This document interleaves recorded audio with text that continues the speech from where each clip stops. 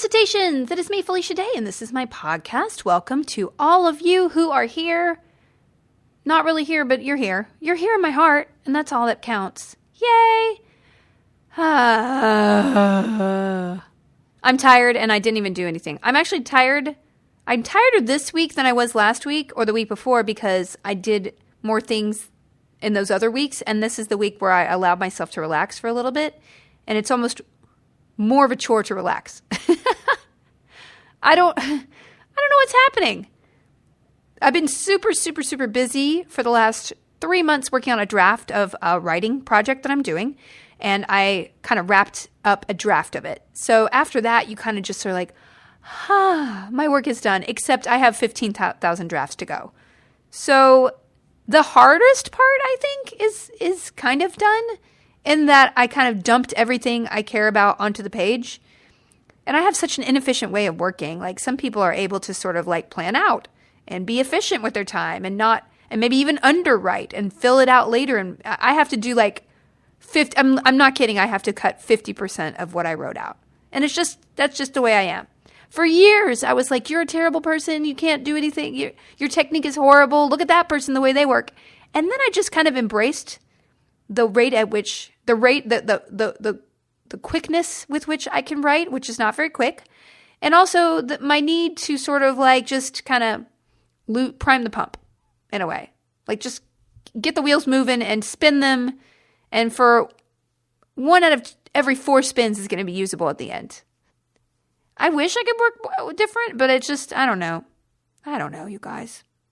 I'm doing great. Clap on the back. Hey, before I get too deep in this podcast, Voyage to the Stars is a improv science fiction podcast that I am one of the stars of. Colton Dunn, Janet Varney, and Steve Berg are also co-stars along with amazing guest stars like Tom Lank and many other people. So it drops next week, guys, February 12th. Anywhere you have podcasts, however you're listening to this, go search for Voyage to the Stars and it will be up. So, or you can go to apple.co/voyage. Voyage. It's really fun. So the story, okay, I've been doing a lot of press this week, so you're probably going to read an article or an interview about how I got into this, but I'm going to tell you guys because this is my podcast and I should save all the best stuff for you, right? So I have a friend named Ryan Koppel, and he's the creator of Voyage to the Stars. And the way I met Ryan Koppel, and I like to say this in meetings when we go to meetings together, and then he's like, can you please not tell that story? It makes me sound like a harlot. I like to say that I picked him up off the internet, but I didn't really. So back in 2008, when I started doing web series, and we were pioneers. We were not the first web series, but we were one of the first scripted web series, and we were certainly, I would say, one of the most popular ones outside of like Lonely Girl. So, I was very invested in making web series work. Fast forward 10 years, clearly it was a bad investment. But, at the time, it seemed like the cutting edge of entertainment. And it was. I mean, let's be honest. Most entertainment is streaming now. So in a way, I was right, except the whole independent angle didn't quite work out the way we thought it would. I mean, it did in that Amazon and Netflix. I was kind of right. Let's just say that. Anyway, so I loved the idea of making things outside the box so much that I would, look on the internet for other people who were doing web series and try to either reach out to them, make friends, maybe give them a boost on social media because I was like really into that before a lot of people were there, or just kind of learn from them. So I found this web series called Reese, and it was a steampunk web series. And I was like, oh my gosh, this is one of the best web series I've seen. It's really well written. It is beautifully shot. And it's cool because it's steampunk. Hello. So I reached out and I said, hey, dude who created this, I just wanted to let you know this is really awesome. If you're ever in LA, let me know and we'll go to lunch. That was Ryan Koppel. So he moved to LA like 6 years later. He ended up running all the production for Geek and Sundry, my company. And then he ended up running my company for over a year as the CEO. And then he went to do his own creative stuff because he's a creative person. So this is the first project that we've gotten to work on together since he kind of has been doing his own thing. And when he said, I have a part for you, I was like, yes, please. And what's cool about it is that it's completely improvised, guys. So Ryan, he wrote the outlines for the episodes. So there's 17 episodes and there's 10 episode arcs that we'll have in the starting on February 12th. And so Ryan would give us sort of a loose outline of what the episode was going to be. So every time we had a segment, he'd be like, okay, so this is this person's segment and this is kind of what you're going to start with and this is what you end with. And then maybe drop these two pieces of information in the middle. Okay, go. And then we'd improv for 30 minutes on just that. And I've been doing improv since I was first moved to town, like early, right after college. And I always loved the visceral kind of like being afraid. I'm the kind of person who loves to like stand on the edge of a cliff and be like terrified and to just jump anyway, because I'm like, I am brave enough to jump, even though inside I'm not brave enough. And I do it anyway. So that's kind of what improv is over and over again. And the great part is that the other actors and performers are so funny that you stop thinking, you just react to other people. And it's kind of this beautiful thing. If you guys are in any way attracted to the idea or even terrified of it, go ahead and take an improv class. What's the worst that could happen? Nobody's going to report you to the improv police. You're maybe going to waste $100 or $200 on a class. That's it. But you'll learn a lot about yourself. And, anyway, that's my 2 cents. And I hope you guys enjoy the podcast. So it'll be out next week. Please tune in. I had a busy couple weeks. It was Calliope's 2nd birthday, which I decided because it was going to be quote unquote stressful, I didn't want to do a party. So I ended up just doing 15 lunches and brunches and taking her to the zoo and the aquarium and to the petting zoo and to the mall and to the library and to the bookstore and the sticker store. And it turned out to be 10 million times more stressful and expensive than just doing a 2-hour party on her actual birthday. So note to self, but she had a great time.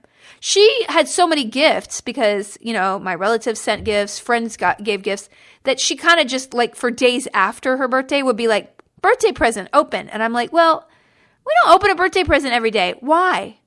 And she didn't really get the point that we have a special day, because I kind of just gave her a bacchanal of, well, her birthday was on a Friday. I mean, anybody with a Friday birthday gets a 4-day birthday, right? You get the Thursday and then you get Friday, Saturday, Sunday. That's just a law. So anyway, it was a great time. We had a great time. We went to the zoo with some of her friends. We went on play dates. She was really emphatic and like, I know share this. Oh, you don't want to share that toy. And she said it with every toy. And I'm like, am I raising a heathen? Is she an ingrate? Is she just a bad person? Oh no, she's just 2, right?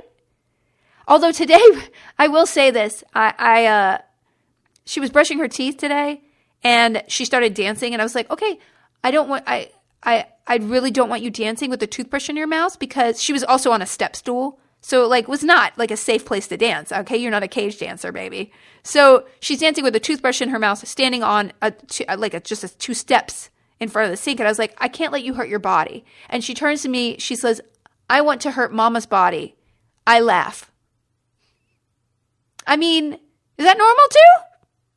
Do I have a sociopath? Should I watch that Ted Bundy special? Ugh, no, I don't want to watch. I don't like glamorizing serial killers. Like, what is this with the glamorizing people who actually murdered real people? If I was a mom of somebody who actually got murdered, I would not be like, wow, I want to see that on my Netflix queue. Anyway, so it's been a really good week. So that was a really good week. Last week, I did a bunch of auditions for the first time in like a year, you guys. I actually rattled the branches and they fell down and I was like, why did I want these branches rattled? So if you guys don't know it, a pilot they're the test. It's to test out if a network wants to do a show. And now that there's so many streaming and cable networks, like pilot season is not like the end all be all, but ABC, Fox, NBC, CBS, CW, all of them kind of do all their pilots at the same time in the spring, and then they watch them, and then at the end of the spring, they pick which ones will actually go to series, and then they premiere in the fall, in September. So the process, and this is after a year of development, so it takes a long time to get a TV series done. I mean, essentially, if I wanted to pitch a TV series for next year, I should start working on it now, because I would need to meet producers after May, and then I need to have developed it. It's a very long process, and that's why I don't have a TV show. One day, maybe not. So Yeah. So basically the pilots are like, it's like the gold rush. Everyone's like rolling the die and trying to get that big, regular job, the most high paying jobs, which are on network. And so everybody's there. So, and I am very lucky. I have people who represent me, who know what I'm good at. So I don't just go on everything, but I generally audition for more comedies because for some reason, I don't get there's not as many sci-fi stuff this year because there's so much on TV. And so I go in for the comedies. I love that. But this is a great story because it kind of exemplifies, like, this was my first audition back after almost a year of not having an audition. And so I go in and I'm first because I have another appointment 2 hours later, of course, because they're on top of each other, Murphy's Law. And so people start filtering in, waiting to be read. And there were like 10 women in the waiting room with me, all waiting to read the same 2 pages of material. So we're waiting, and they're a little bit late when they start. And in the room is like famous, like amazing people. Like, I don't want to drop names, but like famous comedians and people who I've known from TV shows for years. And then some character actors I know from like the UCB comedy scene, like people who just are around, they're around my age or older, and it's a cool part. So we're sitting there waiting to start, and then the casting assistant behind me gets a call from an agent who's pitching their other clients to get them in the door. And it's very hard to get an appointment. You have to have very good representatives to even get in the door. So we're sitting there and this woman is 2 feet away from us, and she's on the phone with this agent, and she's like, we're reading for the role of, blah, blah, blah. Quirky character actor, definitely not a love interest. Big pause. Oh no, not her. She's way too cute for this. She's way too cute for this part. And I look around at the other women in the in the room, and we're all hearing this, and we're like looking at each other like, oh, we're the ugly room. We're the room of not cute women. And I literally almost burst out laughing. I did not get wounded because honestly, guys, it's happened to me so often in the past. Oh, it's just a look of horror on several of the women's face. Like, we just all exchanged glances and they're like, is this what we're doing with our life? Anyway, it went great. I did a great job. I didn't get the job, but all I did was my best work, and that's all you can do for an audition. Especially for pilots, they're looking for someone to sort of like show you what the part is. It can be anybody of any color, any size, any age, really. And that's kind of the beauty of pilot season, even though, let's be honest, the network tends to cast the same people over and over.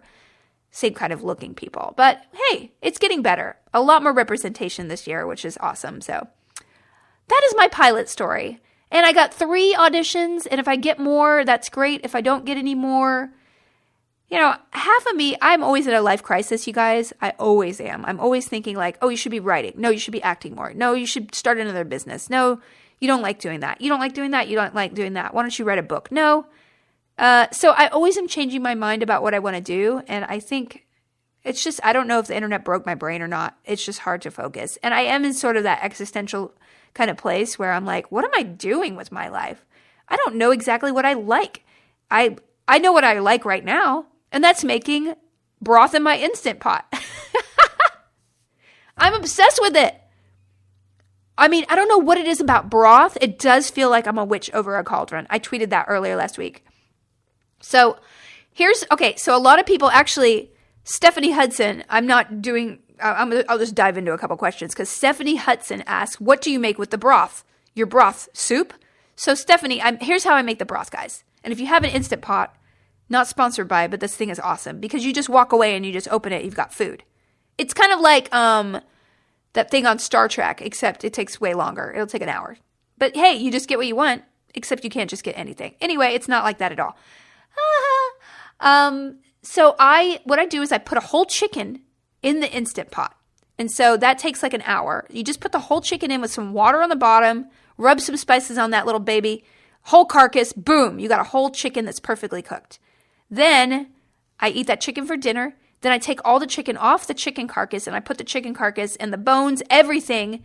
And then also the sauce that's underneath, like the runoff and the water that was left in the Instant Pot you put like two cups in the pot so that there'll be enough water for the Instant Pot to kind of cook. You have to have water in the Instant Pot moisture. I don't know.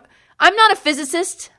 or instant pot assist. I don't know exactly what the science is. I would like to find out. As I say it out loud, I should learn something. But okay, let's just say I don't know the physics of a pressure cooker. All I know is that I need some water in there. It'll blow up. Okay, so I take the water and the sort of like drippings and I put them in a jar. And then when it cools a little bit, I put it in the fridge. And then the next day, I put the bones and the leftover water. And then I add more water and then I put some celery and carrots, a bay leaf, some peppercorns, a clove, some apple cider vinegar, and a little bit of ginger, like a couple coins of ginger. And then I close that puppy up and I cook it for 3.5 hours. And by the end, guys, it's amazing. The bones are falling into pieces. I'm amazing. I'm just like a scientist. I'm a mad broth scientist. And my friend who loves broth said it was the best broth she's ever had. So, by the way, BT dubs. Okay? No joke. So then, to answer Stephanie Hudson's question, finally, after I talk way too long about broth, hey, Stephanie, I make soup. And my favorite soups to make are black bean soup, because the chicken broth is so rich and yummy that it really, and I try to use I try not to use canned beans. I get beans and I soak them overnight. Even though you can make instant pot beans without soaking them, at least soak them all day, because it definitely helps it speeds up the process and makes the beans a little bit more, less tough. So I would do that. Just throw them in water. It's not a big deal, and rinse them off and then put them in. So that was one of my favorite. Oh, and I also put bacon in there. So it's not a vegetarian bean soup at all. It's like a bit. So I put some bacon in there, and I include the fat, like the bacon grease. I'm from Alabama, okay? This is not healthy soup. So then I put the beans in, and some carrots and a little bit of onion and all that stuff. That's one of my favorites. I also love making an Italian wedding soup, which is meatballs. So you can put meatballs. I did turkey meatballs one time. I also did beef meatballs, and they're super easy to do. You get some of those panko crumbs. Did anybody use panko crumbs? They're so great. They're just great, and you just have crumbs in. They're crumbs. Why are they so delicious? Is it special? I don't know what is the deal with panko crumbs. Is it a special kind of bread? It's Japanese, right? Anyway, they make the most delicious meatballs. And then I put either kale in there, or I cook the soup and then just drop spinach in the hot soup right before I eat it, because there's nothing worse than soggy spinach. What else did I make? I also like making some mac and cheese you can cook it with the water. You can make if you cook your actual pasta in broth, it actually is more nutritious. That's what I read, at least. I'm trying to think of other soups that I've made.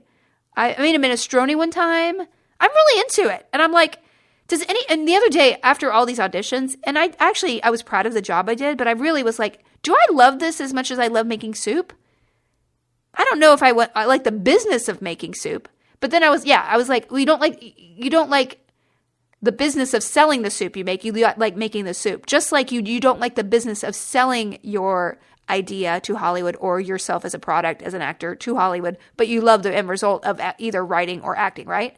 So that's hard. It's really hard. Both the selling of soup and the selling of your body. Anyway, that's what happened, and that's it. I also decided to make a will, because I have a child, and someone was like, do you have a will and a trust and, and health insurance? I did get a life insurance policy, because I want Calliope to, if something happens. This is depressing. Why am I even talking about it? I'm just talking about adult stuff today. Boy, Felicia used to be fun, but she's talking about wills and broth again. Ugh. Anyway, I highly recommend making a will, because if you own anything, people just scared me. They're like, it'll go into probate, and then half of it will be taken for taxes. And I'm like, I don't want any more of my money to go to taxes. Believe me, this year is terrible for taxes. Anybody who supported that tax cut, boy, single golf clap. Anyway, I had a great week reading books. Segue. I read one of the best books I've read in so long. It was called The Traitor by Cormorant. And I had this on my Kindle for like 2 years. But the problem was that it was a very odd cover and an odd title. And so I didn't know what I was going to get into. And I actually thought it was a science fiction book with the cover. Now that I've read the book, I understand it completely because there's a mask and that has to do with the world building. But at the time I was like, I don't know. Is this some sort of like AI thing? So I jumped into it and it was, guys, I don't know why I just love this character so much. She is so complicated. It felt very Game of Thronesy because there's no real good people. But also you see the transformation of a person with good intentions. I don't want to spoil anything more. And the ending is probably one of the most jaw-dropping things I have ever read. I'm reading the second book now, and it really continues what's going on. It also it incorporates different points of view, which is not what the first book did. It was all one point of view. But I'm enjoying it just equally as much. The monster Baru Cormorant. So there you go. I highly, highly recommend it. And then somebody on Twitter, I can't remember the name, but I love to give a shout out, even if they don't listen to this, but they said, oh, check the author's blog. And he goes through the first chapter and kind of explains why he wrote the things he wrote in the first chapter. And guys, it was like this incredible lesson in writing. And it made me realize, oh, this is a different kind of writer than I will ever be. Because he really had strategy and purpose with every single line. He obviously plotted it out like all the books before he even started one. He very like plot, intricate plot, theme. It inspired me and also intimidated me, to be honest with you, because I just don't know if that's the way my mind thinks. It's not, I don't know. I kind of like the spirit of improv when I'm writing, and I know that some people have no outline. Like I think Pat Rothfuss is one. He told me that he just kind of like wanders until he finds what he feels, and I can't really work like that because then I'll get stuck and I'll feel like a failure. So I like to have loose points. I know where I'm going, but it would be great to have the patience and maybe just work a little bit harder to know what I'm going to be writing first before I dive in. I mentioned that 2,000 to 10,000 words a day by Rachel Aaron. It's such a great writing book, and she really advocates like, hey, if you know where you're going, I mean, it makes sense. If you know where you're going, you're going to get there faster than if you're wandering around town looking for tacos. If you know where those tacos are. Okay, I read a couple. I was also reading some Nebula Award winner or nominees last week, and I bought 2 shorts. There were novellas. One of them was called The Jewel and Her Lapidary by Fran Wilde, and I enjoyed it so much. I thought it was so well written, except I needed like 10 books in the world. I determined with these, and the other one was Freeze Frame Revolution by Peter Watts, which was a very futuristic sci-fi thing, which I don't quite understand the ending, and I need to read it again because I was tired and I was skimming the end. But it was kind of fascinating.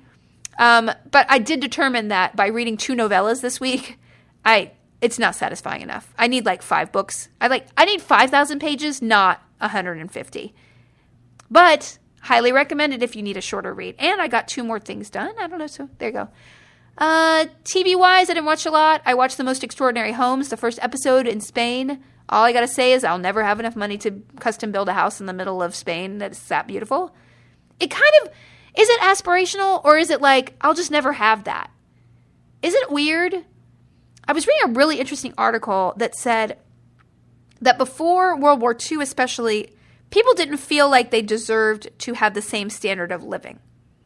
And I don't know if that's general. I mean, that seems like a weird because I think we all kind of always looked at people who had more than us or less than, and like we're all the same, right? We're born into different circumstances. We might have different skills that get us, in a place where we have a lot more financial means. But essentially, nobody's better than anybody else, right? But even more so now that we have, like 150 years ago, you wouldn't know the intimate life of a very rich person. You wouldn't. You might be able to see through a gate and see their house long distance, but you wouldn't understand how they live a day-to-day life, right? Now we have access to everybody on every single, especially, and we sort of like also we want a glimpse in rich people's lives all the time, right? And is that good for us? I don't know if it's good for us because then we're kind of like, oh, we'll never have that. I don't want to feel jealous of somebody's Spanish custom house that has, 50-foot ceilings. I wasn't really jealous. I was just kind of like, wow, that's a lot of money. I could do a lot more with that money. I don't know. I'm kind of wandering around about this topic. I have nothing more to say about it. Julie, let's do some questions. Julie asks, and please, hey, guys, send me some questions. Hashtag felicitations on Twitter. I really appreciate it. And also spread word, please, about the podcast.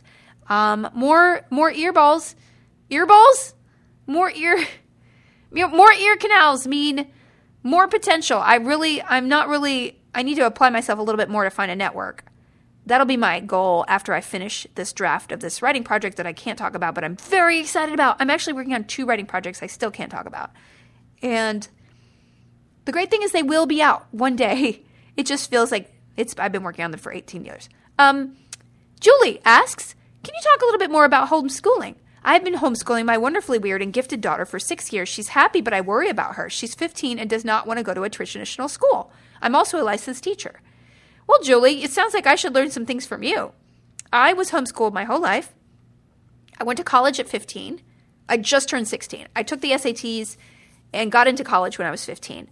And that was based mostly on my violin because I was bored at home and I just got really good at the violin because I enjoyed it. And so I have been thinking about homeschooling a lot with Calliope. I think I've talked about this before. I actually looked into preschools. I found one that I really like. She won't even start until she's almost 4 because they don't take kids until the fall of their 3rd year. And that actually made me kind of breathe a sigh of relief because she's a baby. I think she's learning plenty around me, although the older she gets, the more I see that she needs to be challenged. And so I think it's really, I admire you so much. 6 years, she's obviously awesome. If she doesn't want to go to traditional school, why do it? I mean, my recommendation, and it's what I did, was I started taking community college classes when I was around her age. Like when I was 14 and 15, I took a German class. I took a couple of math classes at the community college. And I mean, that flexibility was great because I got credits done. I also just learned, and I was in an environment around other people. Again, when people ask me how homeschooling, the only thing that I feel like I would need to be on top of really is getting my daughter out of my eyesight enough for her to kind of develop a sense of self outside of what I would want her to be or what I think she should be doing. Do you know what I'm saying? Like my dream as a kid, and I never got to do this, I would like qualify for gifted schools or like a summer away, and either my mother would not let me go by myself or we didn't have the money to send me, and or both. My mom was very overprotective and she would not let me go do things. I never slept over at anybody's house. I barely was ever driven by anybody else. And I can't say that was great for me in a way.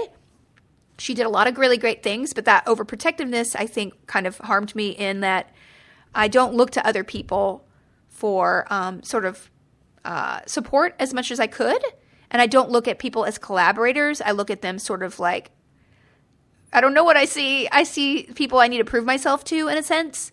And so I see a pattern of that in my behavior that I could definitely sort of tie. And also having my self-worth be based on my achievement and not who I am, which, it's very hard. Homeschooled or not, that is kind of a thing that I think plagues a lot of people. And if you ever meet an actor, I guarantee you they have that problem. Because actors are like, what can I be in a way? Like, how can I make myself more pleasing in a way or fit in more? I think underneath, or I'm not generalizing for all actors. I'm just saying for me and other people I've talked to, we all have issues like that. So, and then of course I'm afraid, like I think about my baby going away even for like half a day. And I'm like, oh my God, what is she going to learn there? Is she going to pick up strange habits? Is she going to come home? But the other day, like, I think it happens anyway. The other day she's like, I want a gun. I'm like, where did you learn that word? Where did you learn that word? Like, I literally was racking my brain about where I've never mentioned one in front of her. She's never clearly seen one. She's never watched TV. I read all of her books before I give them to her. Like, how in the world did she observe this? How did she find that word? Did I accidentally say something one day? So, boy, and it's happening every day, especially around gender. I had a whole argument. I don't know if I mentioned this story, but I had a whole argument about her about like whether the people at the aquarium servicing the bottom of the aquarium were men or women. Men. I was like, well, actually, I think one of them was a woman. So let's just call them people. Men. Scuba men. Bubble men. Because they were making bubbles. I was like, no. And then she started to dig in on anything she digs in on things that I don't want her to know. Like the other day, I was like, I bought her this book and it's, okay. Granted, it's stupid. It's like a kid's book for the bathtub, and you put a little water on it and it changes color, but the outline of the animal is still there. And then it's like, who's in the yard? Who's in the pasture eating grass? I'm like, it's clearly like anybody would know it's a cow. There's an outline of a cow there. I don't need to like put water on it and make it a brown cow to know it's a cow, idiot. So I referred to the book as like, that book is dumb. What a dumb book. And then she's like, dumb. And she started using the word dumb with everything. Dumb mama. No. Let's use this in one context about this dumb bath book. Dumb.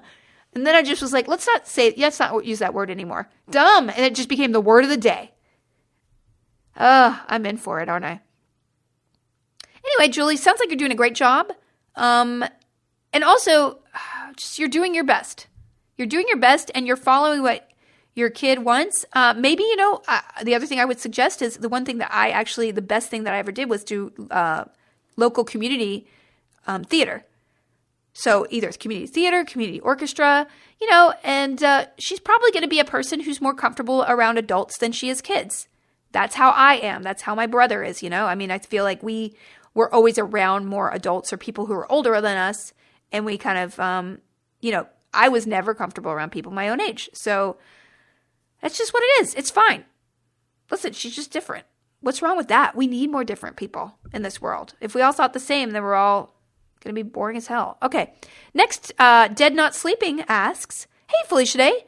My wife and I agree to disagree about something that happened to me at a play.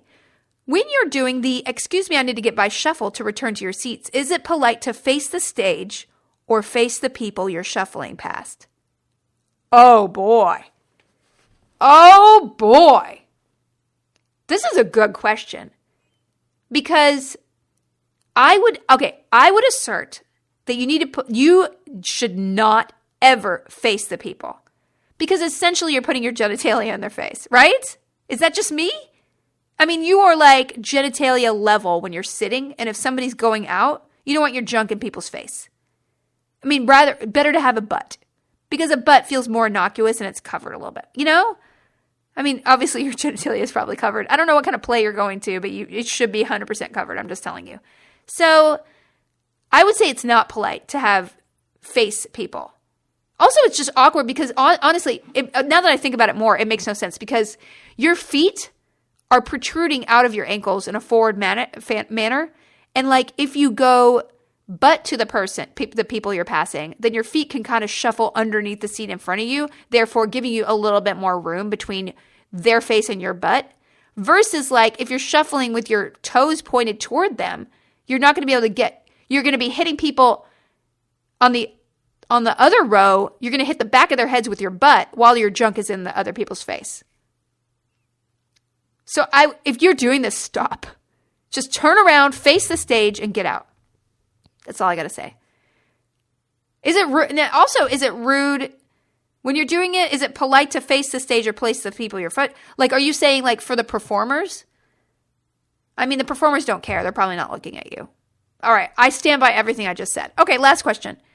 Do you have any tips or tricks for someone who is thinking about starting a podcast? Kelly Jo. Well, Kelly Jo, I am by far not a podcasting expert. Okay. I can tell you that I avoided doing a podcast for a very long time because I felt like everybody was doing a podcast. That was like, at the height of like the Nerdist podcast. And like my friend Veronica has been doing podcasting for like 25 years. She did Sword and Laser when she was but a babe. Now podcasting, everybody's doing it. So I would not use that to discourage you at all. I would urge you, this is the exact same advice I gave people with web series. Don't judge your self-worth on the success or the number of downloads of your podcast, all right? If you want to do a podcast, pick something you're super passionate about. I mean, it's really hard. It's something you want to devote your time to. I mean, my favorite podcasts are from people who are experts, like experts in mythology or history, or super passionate about science facts or astronomy. I listen to podcasts to learn. And that's just the kind of podcast I listen to, or a couple that I laugh at. Like Hello from the Magic Tavern is one of my favorite podcasts. I love it so much. It's so funny. Thank God I was on it a couple times. Thank you. I've been doing several podcasts to do like cross promotion for Voyage to the Stars. I've met some amazing people. in some of the podcasts I've guests on. But, I think you need to have something to say. It's the same thing with web series or any form of expression or anything that you start doing creatively. What is it that you're passionate about? What do you want to show the world? And what is the best format to show that? So if podcasting is the easiest, it's definitely, low bar to entry. You can just get your podcast online and people can download it. If you have a specific demographic, like you're super into poodles, I would surmise it would be easier to get word out on that podcast. Other than, if you're doing a general geeky podcast or just a personality podcast. If you're an expert or passionate about something or learning and sharing that expertise or passion, you're going to go so much farther than somebody who's trying to just either make a career or trying to be commercial and please everybody or kind of angling in a different manner. I mean, lots of different podcasts are in different kind of formats. You can do scripted podcasts. You can do nonfiction podcasts. You could do experimental podcasts. I would say it's kind of the best thing to be doing right now because web series are just like non-existent. Nobody does web series anymore. It's sad for me, but I'm excited for podcasting. All you need is a good mic and like GarageBand and the ability to upload stuff, which you probably do because you gave me a tweet. So yeah, I guess that's my advice as far as you should do it. Here's a tip actually. In order to export an MP3 out of GarageBand to upload it, you have to add a podcast track to it, and then it will automatically download as an MP3 versus an AVI or whatever other format it does, which took me about 6 months to learn. So I was downloading it and then converting it with a program, and I never needed to do that. And it's stupid that GarageBand doesn't give you an option. Maybe I'm missing the option. I don't know. Anyway, and as far as getting word out, it's the same thing as what I told people with web series. If you have something to say, go to the places online where people will enjoy what you have to say. If it's a specialized thing, go to forums. Tailor, and make it easy for your audience to follow you. So make a nice logo. It doesn't take that much work. A little bit of Photoshop. You don't even need a Photoshop. You can use MS Paint. I don't care. Use whatever means you have and don't spend tons of money until you know you really like it. And make sure you like the process of it. If you hate doing it, you're like, ugh, I can't believe I have to do this week. Then you're not doing the right thing, right? Make it easy for your audience to find you. Go to the audience to find them. And talk about something that even if only 5 people listen to it, you would still do it because you're that enriched creatively by it. And I promise you guys, even if it's one night a week that you're talking about cars or a video game that you love, the act of formulating your voice into a creative outlet is worth more than anything else that you do at that time. Unless it's your baby, you should spend time with your baby. Yeah, you're taking time. If you're taking time away from consuming other people's creativity to do anything creative yourself, no matter if anybody doesn't see it, it is 100% worth it. And I really, really, truly believe that. You're growing. You are growing yourself by expressing yourself like that.